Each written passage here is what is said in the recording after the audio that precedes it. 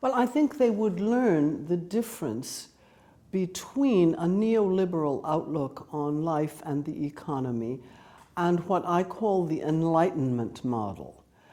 The Enlightenment occurred, as you know, in the late 17th and then throughout the 18th century, and it was a push for freedom. It was an effort to express human needs in terms that were not dictated by any particular authority, like the church, like the state.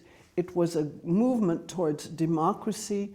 It was a movement which in France and the United States came to fruition in the revolutions, which were bourgeois revolutions, yes, but which did liberate, which did emancipate people, and then gradually those emancipations were taken further and further forward with the abolition of slavery, with the vote for women, with a much different attitude towards immigration, with personal freedoms and collective freedoms, which are outlined in the Declaration of the Rights of Man and the Citizen in France and in the Bill of Rights in the United States, and which I believe are important. There was a period where people who called themselves revolutionary said it didn't matter that in the Soviet Union there was no freedom of opinion or of expression, or I have never agreed with that, and I have always believed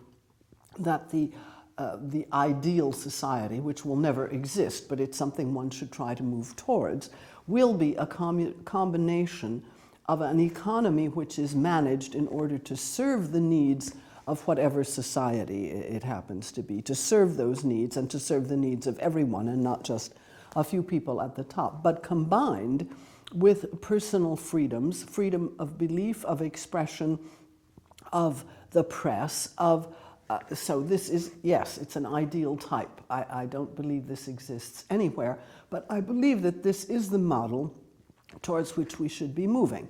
And with a neoliberal system, what happens is that one by one, those freedoms and those things that people fought for very hard, including the freedom of workers to bargain collectively, to have decent working conditions, lower hours, higher pay, etc., the equalization of society's members, which did come to some kind of realization in Europe and in the United States, in Western capitalist societies, in the 1960s, 1970s. I'm not saying perfect, I'm not saying we didn't do horrible things in the West, I'm just saying that in addition to being colonialists and having the two greatest wars ever and killing millions of people and so on, we weren't just that, because we were also, many people were struggling for greater freedoms and for a fairer, more just society. So this is the model that I would like to see perfected and I would like to see put in place. So of course my arguments in the book are all saying to the commissioners, to the neoliberal commissioners, now this is what you must do, this is how you must dress up your arguments, this is the kind of propaganda you have to use, but this is what you are up against, and then I outline the Enlightenment model on the other side. But I also tell them that I don't tell them, the working group tells them that they have already realized a great many victories, because what we can see after the crisis, financial crisis, the ecological crisis, and so on, but mostly the financial crisis, which sets all of this off, and in which we are still living after 6 years. So it's not a crisis. A crisis is a short period of decision, and it goes this way or it goes that way, but this is not a crisis that we're in. This is a chronic situation in which neoliberals have won. And I think many people were astonished by this.